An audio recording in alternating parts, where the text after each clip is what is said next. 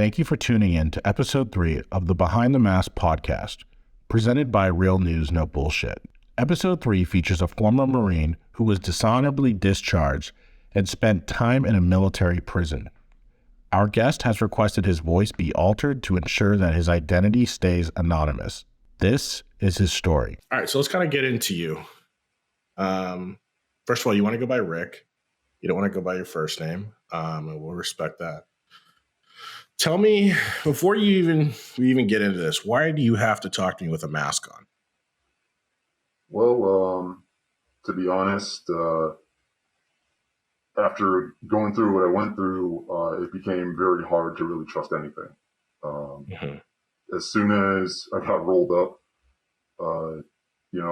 immediately my lawyer was advising me, don't put anything on your phone, don't even talk to anyone over the phone about what's going on, don't give any details to anyone about the case other than me, because they could be watching. And when the Naval Criminal Investigative Service is investigating you, they have a lot of reach being a federal agency. So for people that don't know what happened to you, why don't you kind of go into your whole story from A to Z? Sure. So received a decent education growing up. Down the line, decided that I wanted to be a Marine. So I joined up in the Marine Corps, really just searching out for, something to belong to, a brotherhood. And got in, and once I hit the fleet, as we call it, the operating forces, I just kind of was realizing, it wasn't terribly for me. I wasn't super into it, but at the same time, I did my job. I did it well. Definitely had a lot of experiences under my belt, tough and otherwise. And at the same time, I had definitely an interest in psychedelics, as many people do. What kind of psychedelics? Because there's tons, right? Oh yeah.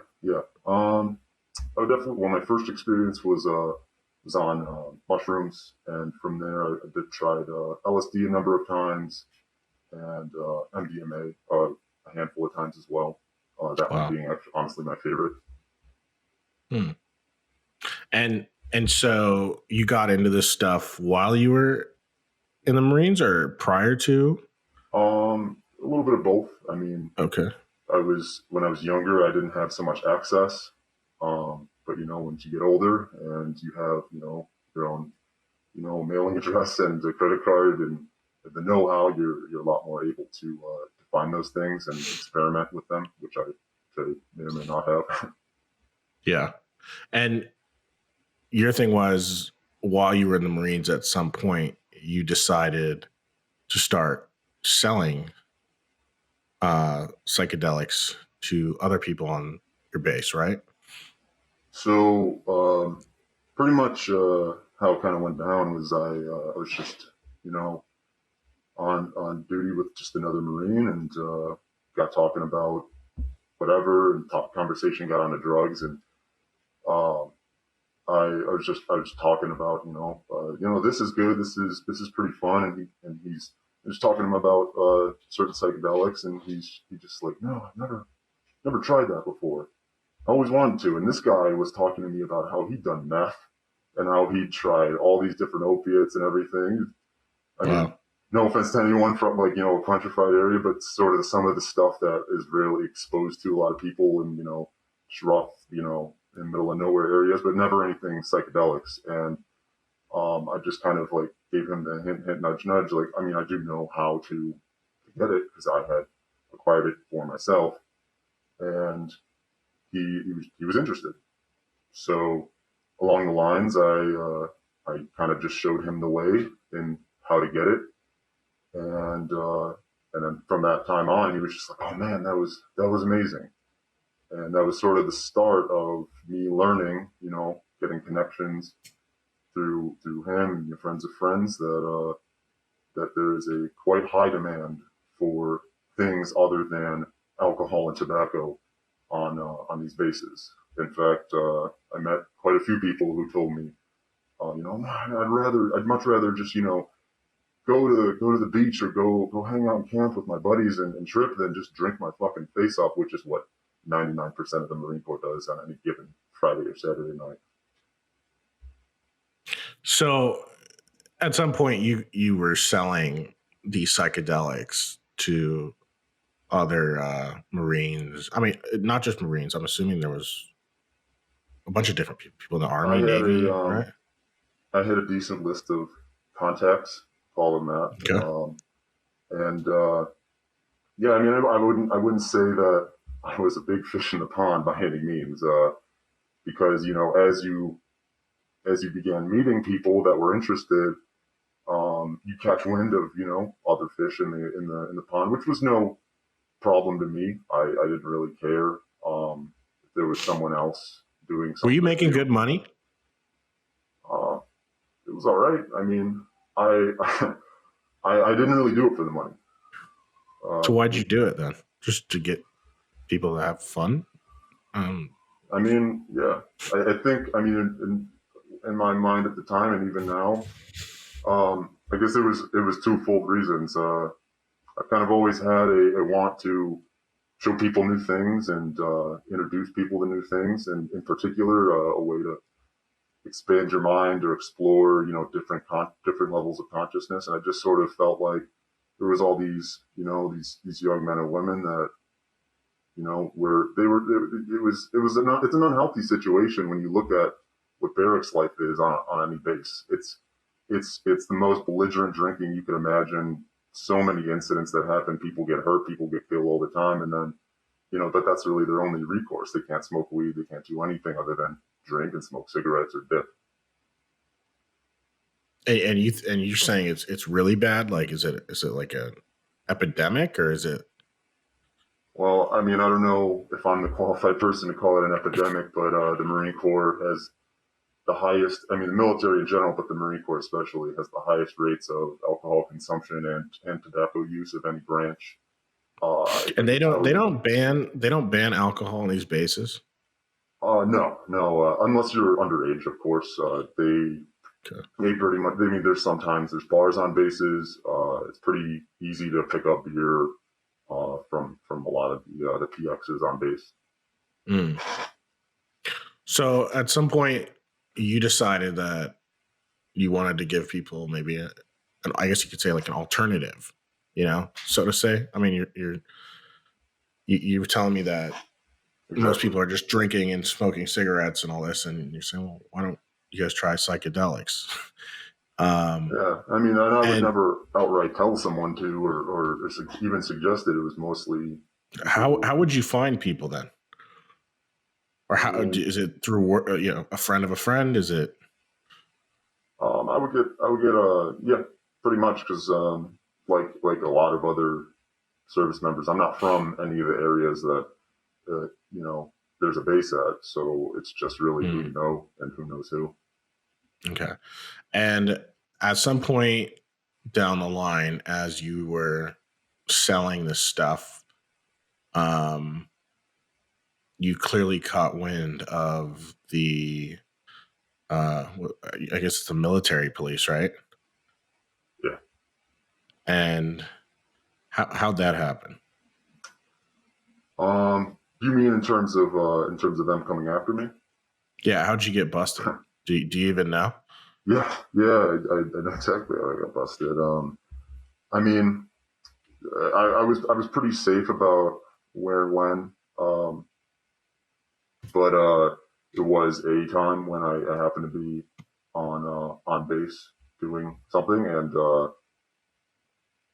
I didn't think anything of it for months at a time until I found out that this person got in some trouble himself. So Hmm. me and I just pretty much looked at myself and I said, well, like, I don't know, this guy just got in trouble. Maybe I shouldn't be involved in this, using a little bit of my common sense, and just cut off. And then months later, I get told to come into, wherever. I get called by someone in my unit. Hey, come here. This person's got to talk to you. And walk in, and there's, NCIS agents. Just put your hands behind your back.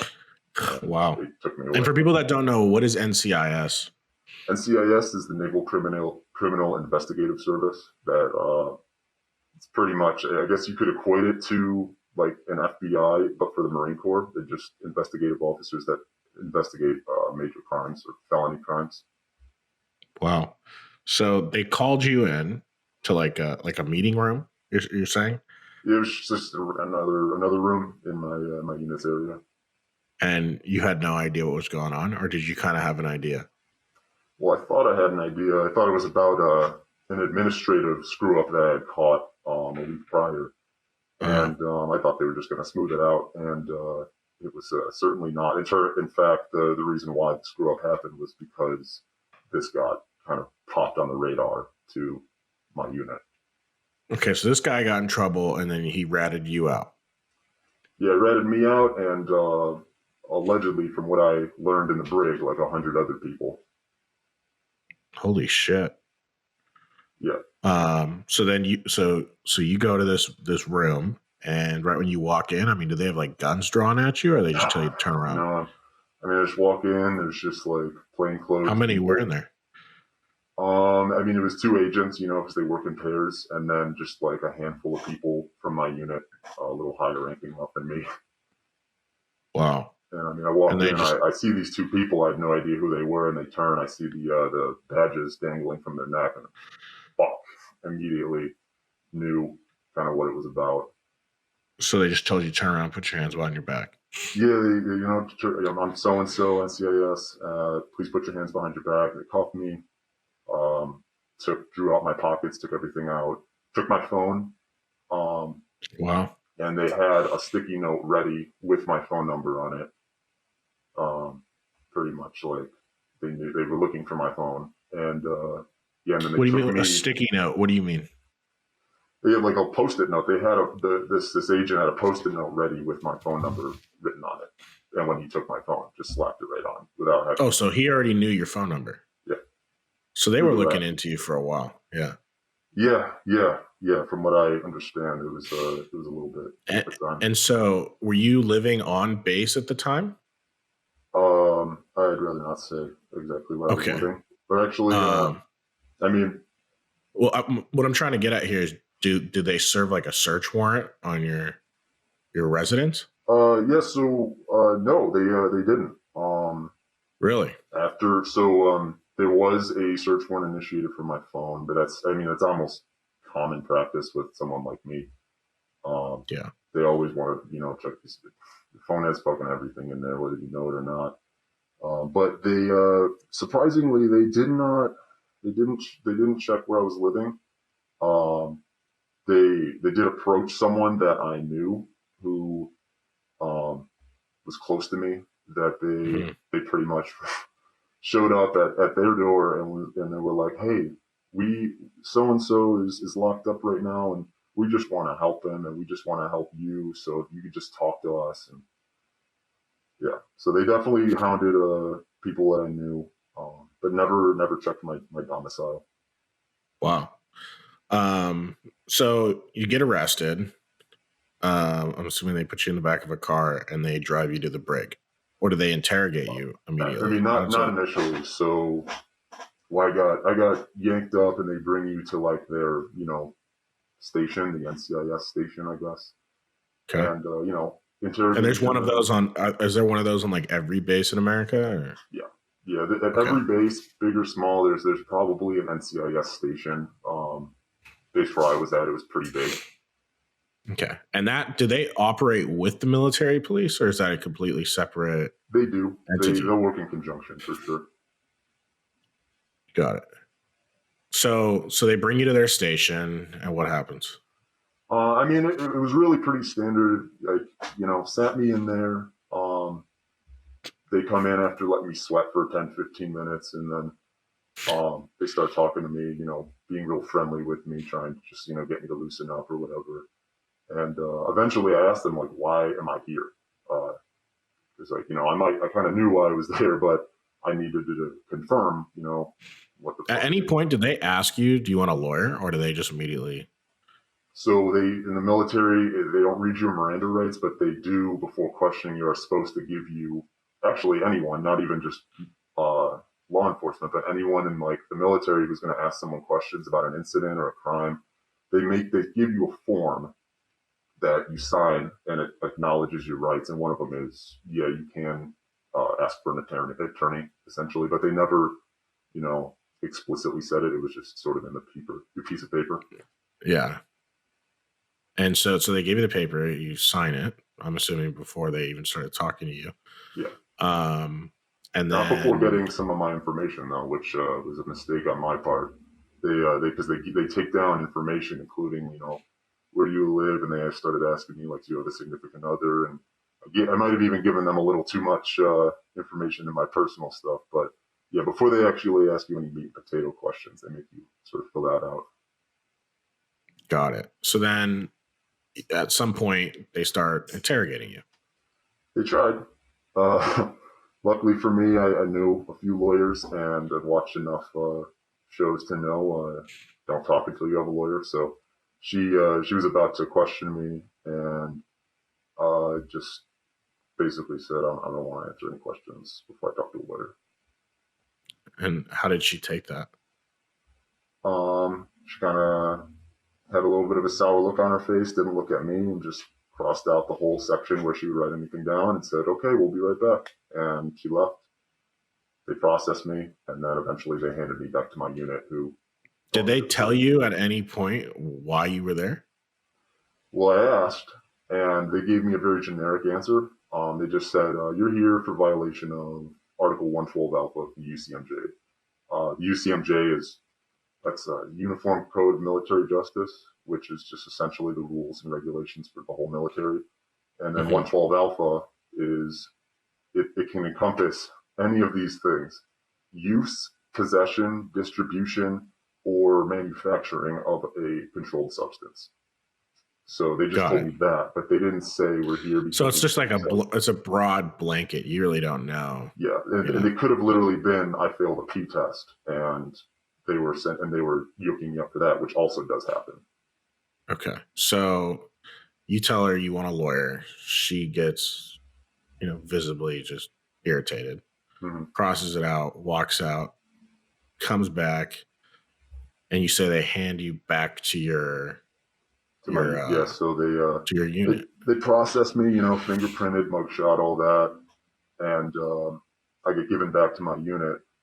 So when you're given back, are you given back in handcuffs, or you're given back?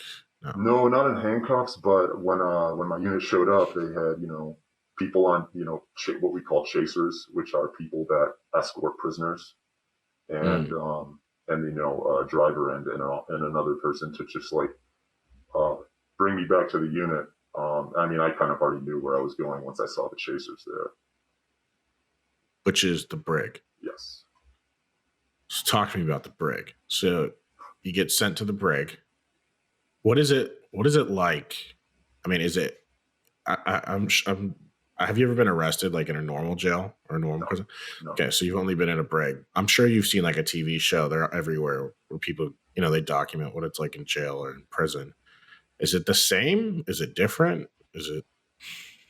So I would definitely call it's different. I can't say from experience if it's so similar, but some aspects definitely are. And in a brig, is it only for service members, or can it be for? Correct. Got it. So while you're there, roughly how many other people do you think were in there? So they're pretty small. Like in terms of size, it's not really designed to hold a lot of people. But it was. I would say there was at least 60 people in there at all times. And that was pretty close to capacity. Mm. And do you share like a cell with somebody, or are they big cells? Or no? So they actually are PREA compliant, which means it's so PREA is Prison Rape Elimination Act, which is a federal act that all federal prisons have to be in compliance with. So, one of the benefits, I guess, of going to a brig is that it is prison compliant because they're PREA compliant. So there's no cellies, no cellmates. There's pretty much cameras almost everywhere. Are you in a cell, or is it a giant room? Oh, you're in a cell. Yeah. Okay, so you're confined. Yes. And they have cameras in your cell. They're watching you. Yeah, in the restricted housing unit, where you go, and during COVID, everyone had to go there for 2 weeks straight. It's just like a bunch of Oh, cells aside. I guess you could compare it to solitary. You're in your cell for 22 hours a day, wow. and you're just there for the first 2 weeks to, adapt and everything like that. Was there any other interesting people in there while you were there? Like any Yeah, big? yeah, there was a number. I mean, um, there was a lieutenant colonel who got sent there at one point. You probably saw him on the news. Oh, Uh, uh, he spoke out about the current administration, and then they over confined him. Afghanistan? Yeah, After he talked about Afghanistan? Afghanistan, Was it something with that. Schiller? I think it was Schiller. I remember that one. So he was there. Did you meet him? No, no one met him. No. He was so confined, he wasn't even able to really talk to many other. I mean, they kept him squirreled away in that restricted housing unit the whole time he was there. He wasn't there long, but anytime even they moved him in the hallways, every prisoner was in their cell. They didn't want anyone seeing him. Hmm. And are you guys like in orange jumpsuits, like other inmates, Yeah, or yellow so ones? if you've gotten convicted of a crime, then you're orange, and you have the orange, blouse and trousers. And then if you're not, then you're blue. If you're pre-trial, then you're in blue. Got it. And so while you're in there, talk to me about like, yeah, I don't know, just your day to day. Like, do they wake you up at a certain time? The food. I mean, just run me through it. Like going outside, or I mean, do you have TV?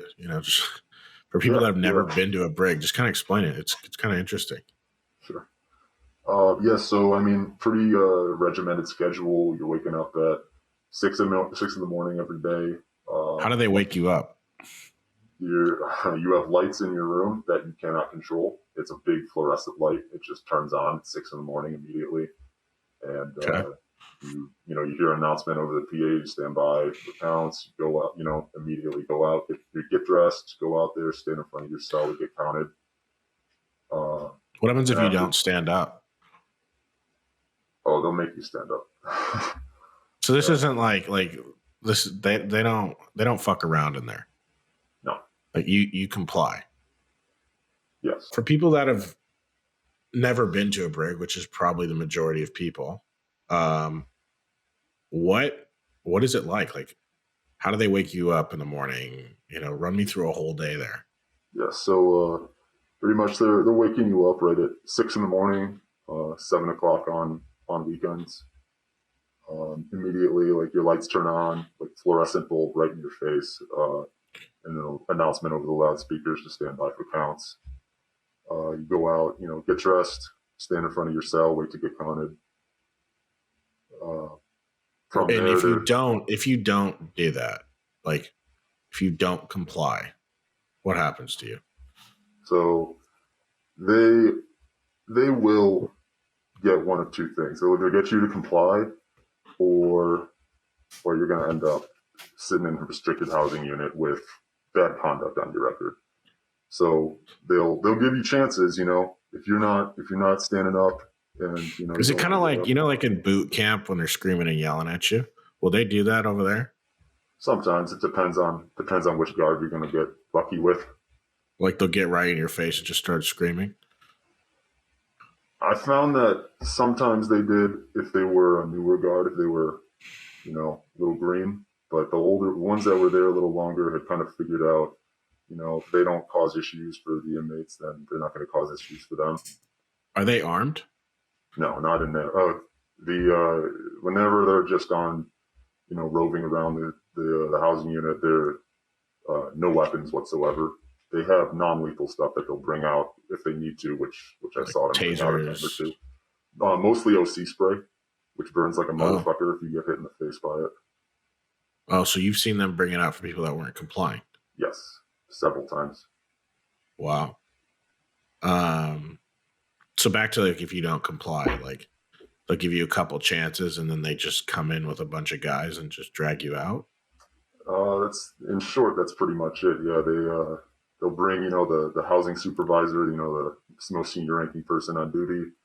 he'll try and talk to them, why aren't you doing this? Why aren't you doing this? And if, if they're not getting the response they want, you'll see essentially like a riot team come in, dudes in, body armor with a couple with a shield, and then someone with OC spray that'll spray them through their feed tray and pretty much drag them out.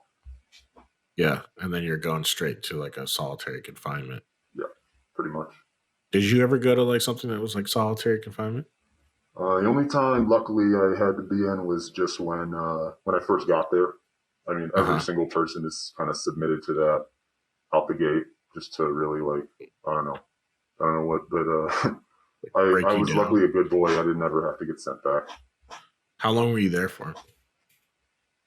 In total, I was there for a little over 5 months. I was given a longer sentence to that, but and how long were you in like that solitary confinement as well? I was probably in there for at least 2 weeks. 2 weeks. And do you ever come out of your cell? Just for about an hour and a half a day, 2 hours a day. Do you have a TV?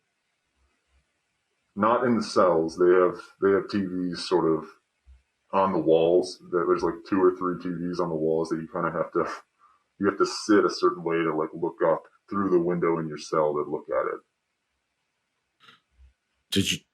While you were in there, did that affect your mental health? Yeah, I mean, I'm still dealing with, I wasn't even in there for as long as a lot of other guys, but I'm still kind of dealing with the fallout of just the environment in general. Especially, that restricted housing unit wasn't the worst thing, but it certainly was not great before I was able to get books. I didn't have any books or anything to read. Definitely kind of makes it a little weird. Like, walk me through, like, going while you were in there, like, what kind of impacts on your mental health did it have? And what are you dealing with now from it? Definitely have a little bit of more of a short fuse sometimes, a little bit more anxious, definitely a lot more paranoid. When you're in there, they kind of really get you used to the routine of, when, and particularly when you get things that you want, when your free time is, when you get to go outside.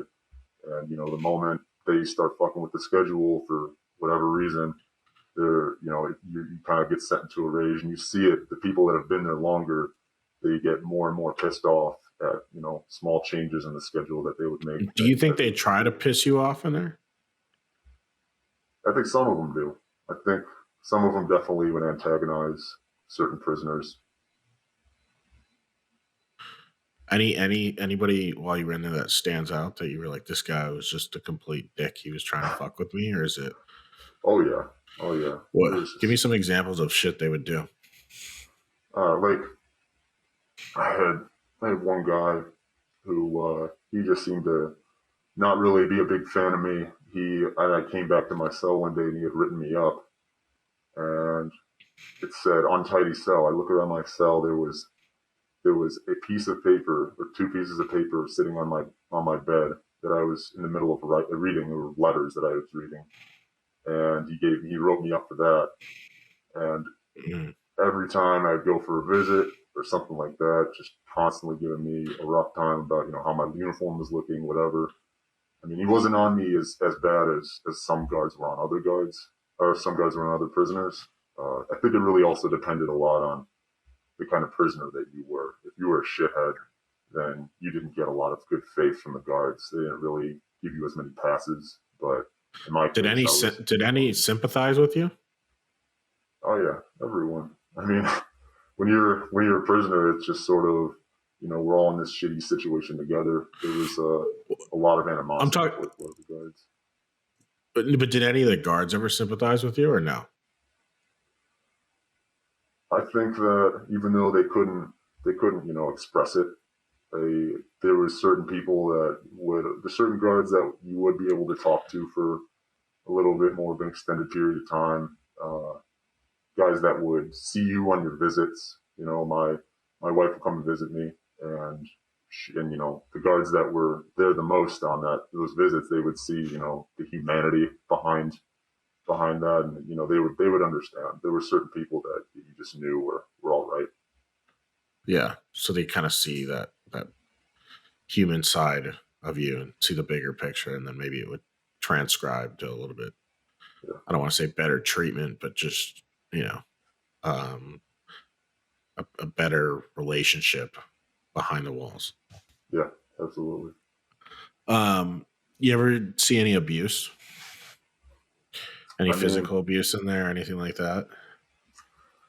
I never saw any sort of like assaults or anything like that. Free compliant and all, it'd honestly be a pretty hard thing to do. I mean, I guess one of the more fucked up situations I saw was a guy who he wasn't feeling very well. He was just he didn't really want to eat his breakfast.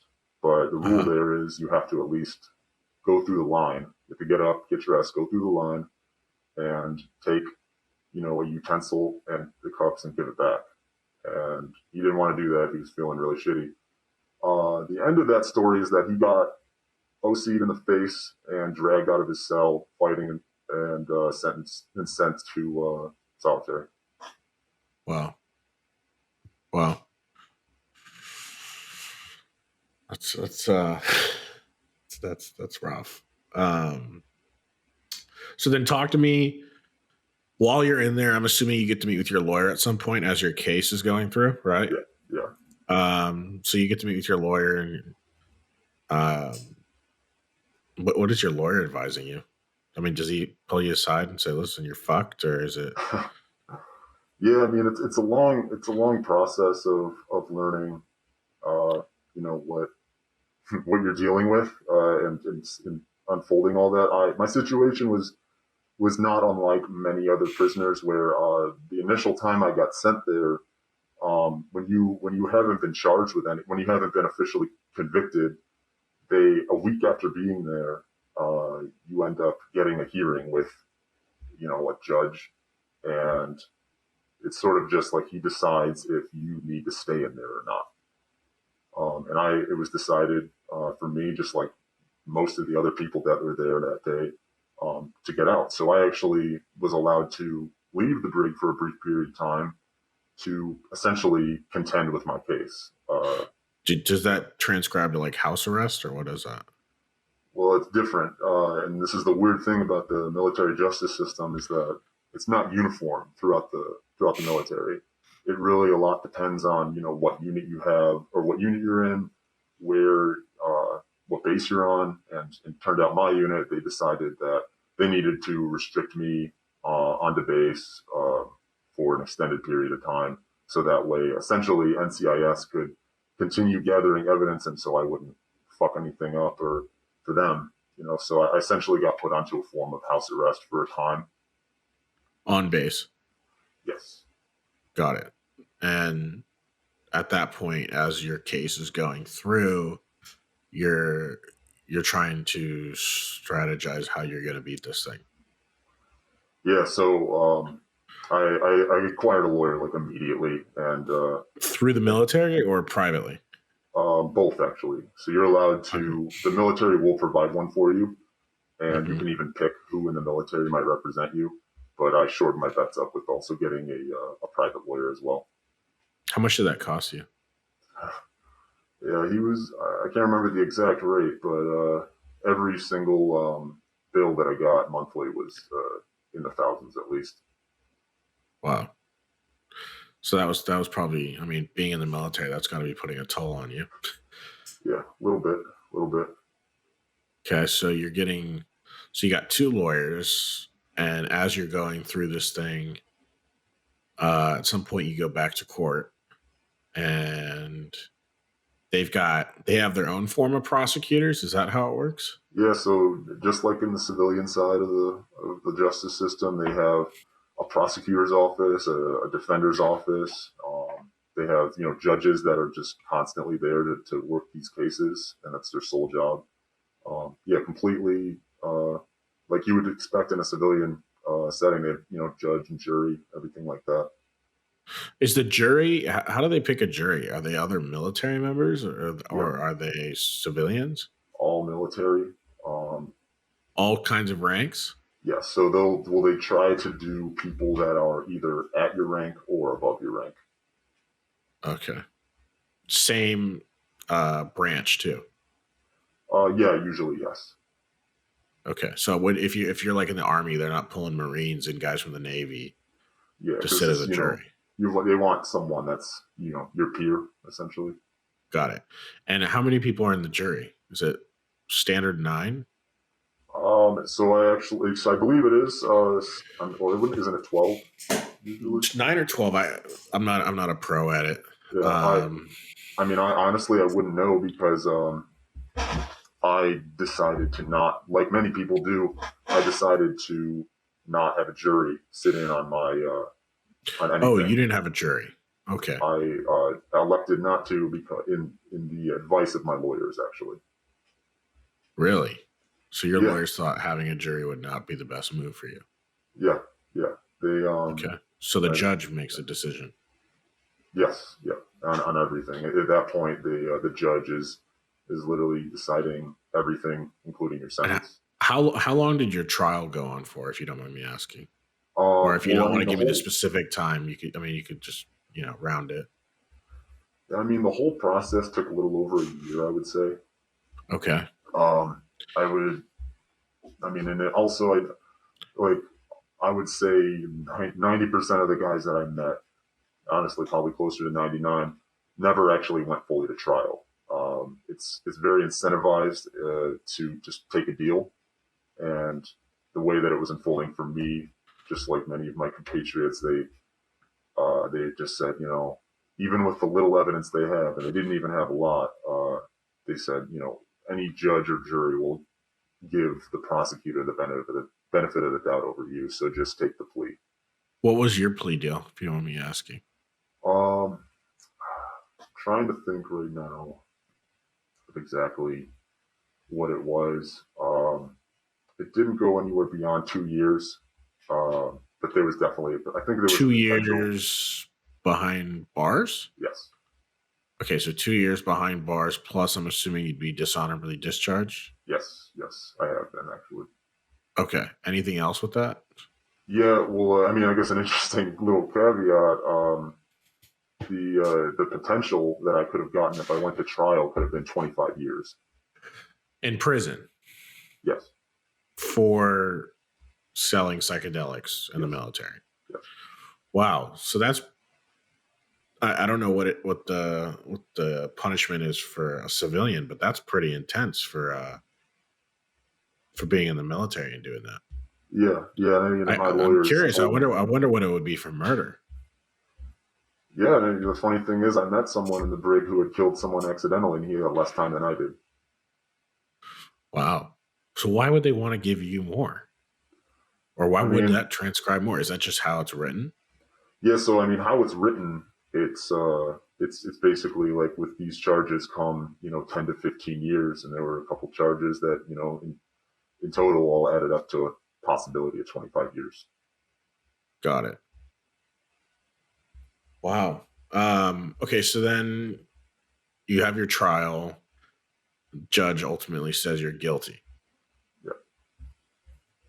Well, I mean, what's going through your head the second he says you're guilty? I mean, Well, being that I took the plea, it was sort of like it was almost like a scripted event.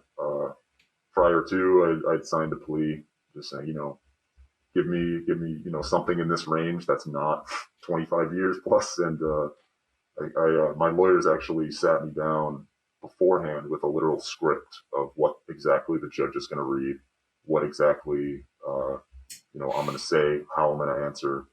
And so going in, it was, shitty. It was not fun. Really, so the yeah, big thing was knowing what my sentence was so going to you be. so you take the plea deal, and with the plea deal, you're looking at anywhere from. I mean, before you go into it, what do your lawyers say you're looking at? I mean, once we took the plea, it was a possibility of going in for up to 2 years, and Okay, they were basically like, this is the bottom end, this is the top end. We're gonna hope that he splits it down the middle, and this is hopefully what you'll get. okay. So you take the plea deal, and then the judge goes in and makes his ruling. Um, I don't think we should say exactly how much time you got, Sure. but you got somewhere towards the middle. Yeah. So you got what you kind of wanted. And then immediately you just hauled off and you're put back in. Do you get time for credit served? Like how? Yeah. I So I mean, had a do you get credit for time served? little bit of Yeah, go credit for ahead. time served. We made sure that that was part of the deal, that they would include that, and then they pretty much they took me away, let me go to my lawyer's office to just kind of have get myself ready, essentially in the right uniform, get my stuff that I was going to bring there because they do. What when you say the right uniform? Like, what do you mean? So there's actually instructions for every brig as to like what you're supposed to show up in and with what gear because they make you actually acquire all your gear other than the the orange shit. They make you bring this many boots, this many socks, this many green t-shirts, this many white underwear. So you got your big bag of stuff, and I'm in my essentially in like PT gear because you wear the orange stuff over like physical training uniform. Yeah. And so when you show back, I mean, they just expect you to show up. Well, they bring They're, me. they're not. They Oh, they bring you. yeah. Got So it. like when I got to my court date, there was no one there other than my family and one or two other interested spectators. But then when it was all said and done, there were two of those chasers waiting for me at the back of the room to escort me. And so they escort you to your lawyer's office, and then they escort you to get your shit and go back to the brig. Yep. And then so once you get there, is it going back? Now you're guilty. So now you're wearing the orange jumpsuit, Yep. right? Yep. Are you treated differently? Um, just because the orange jumpsuit, you mean? Yeah. Yeah. I would say not so much. Once you first get there, they try to put on the facade of every prisoner is the same, especially when you get there. But once you get to Gen Pop, you kind of learn that there is a little bit of a hierarchy, and orange is definitely above blue in that case. I interviewed these two guys a couple episodes ago. Bank robbers, yeah, Yeah, the bank robbers. And they explained to me that prison life, and these guys have spent their whole life in prison, right? They said that prison life, like right when you get there, you segregate by race. Blacks are with blacks, whites are with whites, Latinos are with Latinos. That's how it works. Is that the same thing in the brig or no? it's a little bit like that, but it wasn't like a strict thing. I intermixed with people of different races pretty much the whole time because it's also a really small complex. So Right. you're right next to a lot of the And same guys the whole time. they don't have gangs. No, you have No, they little don't. clicks here and there. I was within a little click that would have my back if anything went down, but I mean nothing really violent. Do you guys make weapons and shit? No, and No. I knew of people that they got pinged for trying to manufacture a weapon when they took their razor blades out of their shaving utensils, and they ended up getting an extra charge plus putting in solitary for a little while. So no one really fucked around with that. Yeah. So I do you feel that maybe prison in the brig is a little more safer than going into like a regular civilian prison? Oh yeah, by far. That is unless you go to Yeah. Leavenworth. Leavenworth, I've heard, can be pretty rough. What was that? Uh, I know that a lot of the lower level prisons, there's a couple around the United States for military. Those are generally pretty safe, but I've heard Leavenworth it can be dangerous depending on who you are. Got it. And so you're back in there, and it's just regular shit as usual, like when you got there originally. You're just going through it. Mm-hmm. Get up at 6. What time do you guys go to bed by? And 10 o'clock at night is lights out, and if you had a special incentive level, then you would get to stay out an extra hour and watch TV. Got it. So I'm probably curious. How's the food? It's below average, as you would Yeah. expect. I mean, we got fed Yeah. the same food that they served at all the barracks or at all the chow halls on base too. So it wasn't something I really had to get used to. But I mean, there was a lot of oversights. Like it was known you probably want to be cautious when you drink the milk because you never knew how often they changed out the bags and the machines. didn't want to eat certain fruits that had been sitting there for a little while. Just little stuff like that. Got it. And so you do your time. You get out a little early for good behavior, and then are you truly dishonorably discharged at that moment, or no? No, I was not at the time. I'm now. But it's just like sometimes they just the administration of the whole thing is just it's a snail's pace, especially with COVID going on, everything's even slower at the time, and so they just it took a little while. They put you on something called appellate leave, which means that you are still in, but you're just essentially awaiting your discharge. So that was the status I was in. Just like just about everyone that leaves, their stuff is not completely done. And for people that don't know, honorably discharged versus dishonorably discharged. Obviously, the name in there kind of gives a hint as to one's good and one's bad. But what is the difference from being dishonorably discharged? Like, what do you lose versus somebody that is honorably discharged? A lot. There's a couple Okay. levels of it actually. Those are the biggest ones. You got honorable. There's general beneath that. There's other than honorable. There's bad conduct, and then there's dishonorable at the very bottom. So dishonorable is the worst thing you can get. Yeah. And the biggest benefits. So if you get dishonorably discharged, you get no VA. You get no like college tuition, anything. And then also there's the fact that there's that mark on your record, dishonorably discharged. It doesn't always look good on a job interview if someone finds that. Can they pull that shit up? I think it depends really on the database, and yeah, I mean like most records are like honestly every court record that happens in the military becomes public record. Right, yeah, and that's how we kind of verified your legitimacy here. Is like your court records are public. Yep. So did the current job you have, were they able to find that out? I think because I applied for it so early, but after I got out, that a lot of the stuff hadn't really gone live yet. So I was sort of able to slip through that, thankfully. Are you kind of concerned that if you ever go to find another job, that people are going to find out about it? Yeah, absolutely. And I've searched myself now, and I definitely can find a couple hits. But I'm also happy that a lot of places are sort of they're asking more questions about it, not just writing you off if they see something like that. So got it. Yeah. And so you get dishonorably discharged. So you lose your VA access. Any pension you might have had is out the window, I'm assuming. Correct. Oh yeah. So it's basically, I mean, it's like you never joined the military. Yeah, more or less. You're canceled out. Yep. You couldn't show up and try to go on a base. Yeah, none of that. Wow. I mean, that's interesting stuff. Is there anything looking back at it now that you feel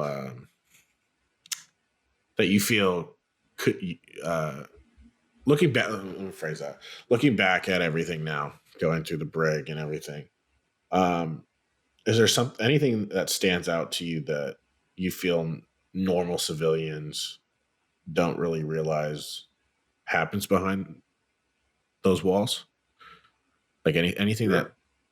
Yeah, absolutely. I mean, I had a really good friend in there who got out a little bit after me, and I ended up being able to contact him and ask him, hey, I thought you were supposed to get out at this date. And he goes, no. I was up for parole and I applied for it, but so-and-so never put the paperwork in, so I had to stay an extra half year. Wow. There was a point in time when my unit was almost going to leave me there on the day I was supposed to get out because they thought they didn't have to get me because more or less they just didn't like me. So they pretty much tried to disregard my right to a release because they didn't have their shit together. Yeah, it's things like that people don't realize that when you're involved in the military justice system, you're not just at the mercy of the law. You're also at the mercy of your unit.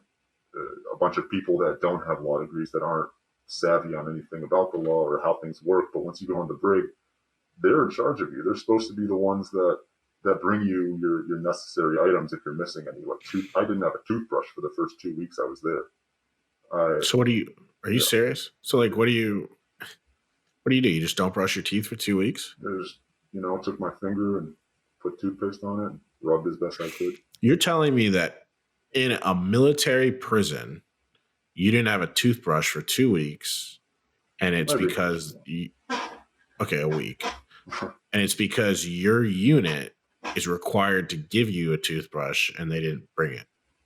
Yeah, more or less. And you're telling me that prison couldn't give you your toothbrush? Yeah, I was lucky enough they afforded me a tube of toothpaste, because the first time I went, my unit dropped the ball and didn't look at the full list, and I showed up with pretty much essentially nothing, thinking that they would provide me some stuff.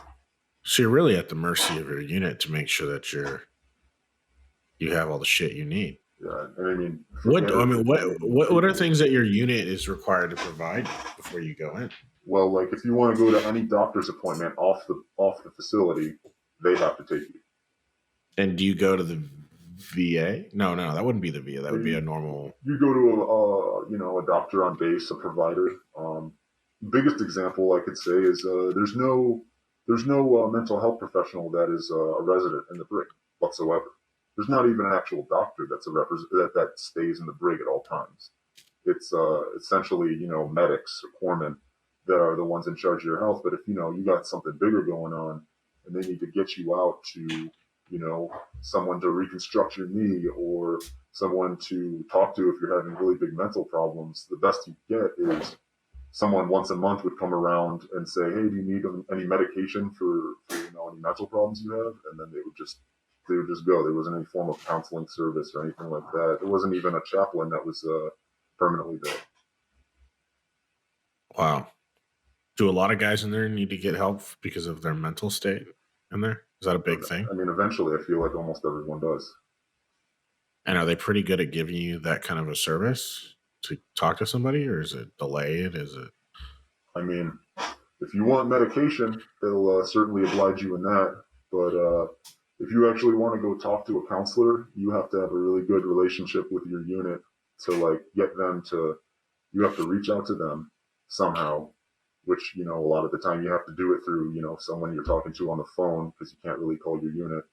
They got to come out, pick you up with chasers, bring you to the appointment, be there the whole time, bring you back, and they just don't feel like doing that. So the brig is basically just, I mean, from what you're describing, it's just a place you stay at, but all the shit you need, all the services you need, that's all dealt with your unit.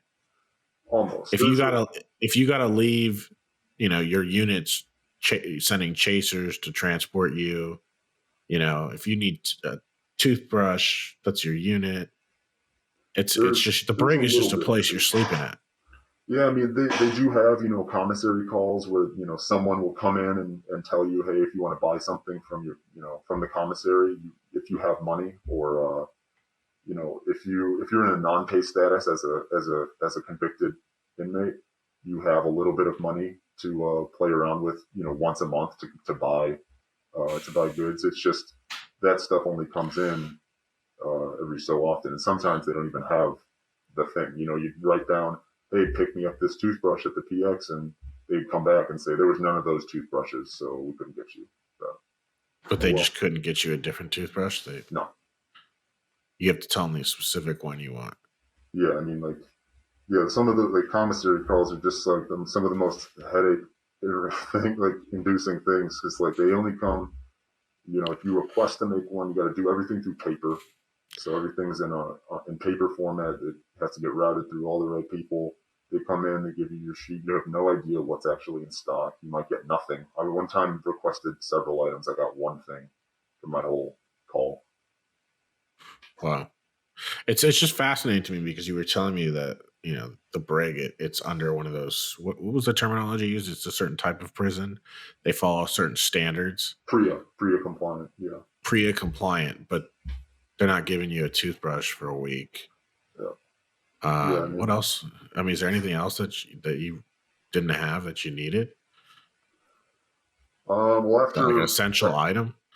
Yeah, so that first time I went in was when I, was without that, and before I went in, I made sure to have money set aside so that way, if I needed to, I could buy something. So I was pretty good at trying to keep myself well in my essentials. But then the other thing that they actually don't allow that all prisoners do is you have to traffic items. So trafficking is what they consider passing an item to another inmate. It's literally it. So I ran out of toothpaste and I knew someone who had 3 tubes of toothpaste and he was leaving or something like that. I could say, I could get it from him, but we'd have to do it on the low because if they caught you giving someone a fucking tube of toothpaste or, God forbid, a notepad, they write you up for trafficking, possibly add to your sentence, push you in solitary, reset your incentive level. Wow. That's crazy to me that they, in normal prisons, I know that they'll, they supply that stuff. They'll say this better last you a week or 2 weeks, but they make sure you have that stuff. It's fascinating to me that it's almost like a different system has to get you that, Yeah.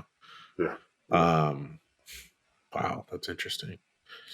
Anything else that you want to talk about? Anything, obviously, I think we hit a lot on the brig and stuff. Is there anything that I haven't hit on though that you wanted to get into? Yeah, I mean, a couple other smaller aspects I just consider when I was going through my one of the other reasons I guess I contribute to getting in the first place is I was dealing with a decent amount of mental health stuff myself that I was not necessarily addressing myself, thus making bad decisions, deciding to sell the service number. But I remember distinctly asking my lawyer about that. I said, listen, I've been dealing with suicidal ideations, with substance abuse issues. The day that I got rolled up, I even requested to the doctor at my unit if I could see a mental health specialist. And my lawyer basically said, yeah, but the fact that you were selling LSD is going to outweigh that. So I wouldn't even bother. They're not going to care that you had a mental health problem because you ended up making the decision to sell. So we made zero mention of our mental health problems. And it just it's continued to just get worse for myself. And I feel like one of the things that the military in general overlooks is that mental health problems that they have, including the alcohol problem that we talked about a little bit earlier. I think it's something that's super unaddressed and something that I saw. So how I mean, let's say you were given a wand and you were told how would fix this. How would you do it? What is that? Banning alcohol on bases? Is that? Because that's never going to happen. I mean, maybe it could, but I mean, is that just people are going to find a way to get it in, right? Yeah, exactly. Just like how they figure out how to get drugs in. I mean, yeah. How did you? Let me ask you. I never asked you. How did you get this stuff in? Or where did you get this stuff? Dark web. What was that? Dark web. The dark web. Yeah. One of the popular websites, I think, was called the Silk Road or something like that, right? Yeah, that was my jam before it got closed down and I lost some money of my own in that. So you go on that website or you go on the dark web and you buy, I mean, are there keywords you're looking up or how do you? Yeah, I mean, it takes a little bit of know-how when you actually are trying to figure it out. I mean, nowadays it's pretty tough, even tougher because a lot of those websites get taken down or someone just pretty fast. Yeah. Yeah. So, I mean, and it's interesting too, that the dark web, I'm no technology wizard, but I have a friend that for some reason he goes on there. And he told me that, it's not just drugs and guns they sell on there. There's news on there. Do you know that? It's a world, it's like an underground internet. I mean, that's really the dark web, but Like there's news, there's, it's a whole different, and it's kind of some fascinating stuff, whether you agree with it or not. It's just, it's crazy. Yeah, you can definitely get into a lot of interesting stuff. I mean, I actually entirely stuck to drugs, and yeah, I mean, there's also it's definitely a lot more free. It's a little harder to use. You kind of have to have the know-how to actually figure out how to make your way around. How do you pay for the Bitcoin, drugs? Bitcoin. Bitcoin. Yeah. So it's all crypto. Yep. And has it always been all crypto, or they actually take other forms of payment?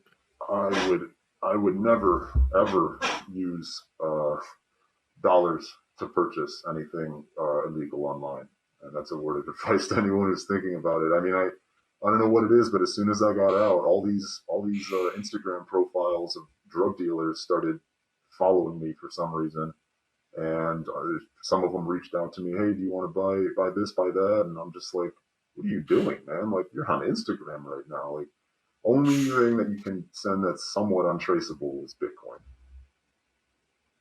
And they still can get you. Oh yeah, yeah. In your case, were they able to figure out how you were buying this stuff? No. I mean, I'm sure they assumed. You said they took your phone, but were you doing this stuff off your phone to obtain it, or were you doing it on a computer? I was doing it on a computer. Okay, and they never touched the computer. No, they never took anything from. Do you think if they did, you would be more fucked? Probably. Yeah. Probably. Yeah. I mean, they'd probably get much more. Wow, that's fascinating stuff. So you go on there, you buy MDMA, shrooms. What else have you bought? LSD was like the big one for me. LSD. And, yeah, and we'd definitely make sure that whoever I was buying from was legit. You know, it's almost set up. How do you figure out somebody's legit? A lot of the time, these websites will have vendor ratings, so they'll tell you, this vendor's been around for so many years, they have this many reviews, and it's real people putting in. So you could essentially review your drug dealer. Yeah, and, like Amazon. Yeah, exactly. This guy's got a 4.6 rating. I mean, that means this is probably the guy you want to go to buy heroin, or this is the guy you want to go to buy cocaine or LSD. Yep. Everybody's got their own rating and reviews. Yep, exactly.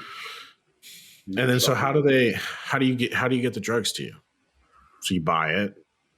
U.S. Postal Service. Everything's coming from the Postal Service. Yeah, or whatever they're sending through. And so they send it to you. What is it, in a box hidden, or is it literally just right there? It depends on who you get. So, if I mean, from my experience, it's sometimes just very straight up. I've heard of other people who have purchased things that were a little more smelly, and they get disguised in someone one time showed me a bunch of mushrooms that came in a potato chip bag, sealed up and everything. Wow. There's definitely, that's one of the ratings you can give the vendors on the sites is stealth. How well they packaged it, how well it was. How do your stuff come? Just in an envelope. I mean, LSD is it's on tabs, so it's flat, right? Just like paper. It doesn't have a smell. It's not very easily detected. And for people that have never taken LSD, explain it. When you say tabs, like you're putting this on your tongue, so to say. Yeah. So nowadays, most tabs either come in blotter format, which is just on paper, perforated paper. And a new surge that I saw is just like, I talked to guys when I was there. I'd never had any idea about this, but now they come in gel tabs, which are they look like little tiny pyramids that you just break off a sheet and they dissolve in your mouth. How much money have you spent on drugs on there? I'm flipping it. I mean, I honestly couldn't rightfully put a number on it. I mean, north of 10,000, under 10,000. Definitely under. Okay. And how much have you made? I'd rather not put an exact dollar amount to it, but I'll say this: when I was making money, purpose of what I was using it for was nothing crazy. I didn't really buy anything for myself. I had a You're not out there girlfriend. buying cars and No. I would jets and I'd use it to pay for such. gas money, and Okay, if I so went it's on a just a little trip, bit of extra income. yeah, it was the extra income was really just it was incidental. It was really incidental. And you were still using this stuff as you were buying it. Like it wasn't just, you know, I don't touch this shit. You also used it. Yeah, and I when I first got it, it was more often, and that kind of also tied into some of the issues I was dealing with. Mhm. But once I ended up getting more, I made a point to be very cautious about it because everything in moderation. I didn't want to cause my issues to get worse. So Do there you was still use use. it? Um, I did. I have once since I got out, but that's been it. Okay. So you've stopped all that shit after. I mean, I'll say I'm not 100% opposed to it. I guess an experience like mine will age you a couple of years, give you a little more maturity, and Yeah. sometimes it's just not the priority. And honestly, most times it's not exactly the priority. Well, let me ask you, going into using this stuff, like your preference was LSD? Hmm.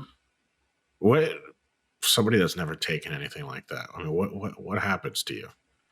Can you can you describe it? Can you explain it?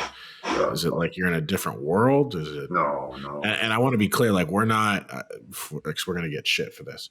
We are not, you know, pushing anybody on here to go figure out how to get LSD and start tripping out. That's not what I'm trying to do here. I'm trying to understand, you know, what happens to you. What are you seeing? What is it? Yeah, so I mean, it's interesting that you said like from guys that have never really experienced it. That the interesting thing in the military, especially as I experienced it, every drug is sort of on the same level. Anything that is a drug, whether it's heroin or weed or LSD, a lot of people will pretty much put them all in the same category, but they're really not. I Uh-huh. mean, with it turns, with LSD, with mushrooms, it really depends on how much you really take and what the quality of it is. But generally speaking, you're not going to leave this planet if you take a tab of LSD unless it's something from the '60s that doesn't even get made anymore. A lot of the time you'll feel a sense of, we'll talk about LSD, a sense of euphoria amongst your body. You feel a bit lighter. Colors seem a lot more vivid. Do Sometimes, you ever see anything? yeah, a lot of the time patterns are what change. So if you look at the wood grain in your floor while you're tripping, it kind of looks like it's swirling a little bit. And Do you ever see like a I don't know how to say this, like an alien, or you ever see a person, or you know, I mean, um, I don't know. I've listened to a few podcasts, Joe Rogan, one of them, and he was talking about some shit he's seen so before. Joe's done So I'm just curious. DMT, and that is on a whole You're nother right, level. but he had a guy on. I don't know what the guy's name was, and this guy was talking about seeing some crazy shit. Um, have you seen stuff like that, or is it just more just lights um, and I had an movements? experience pre-military with mushrooms that was quite intense and powerful, mostly just because I was an amateur who. Sorry about that. Dog got You're out. good. Because it was a little bit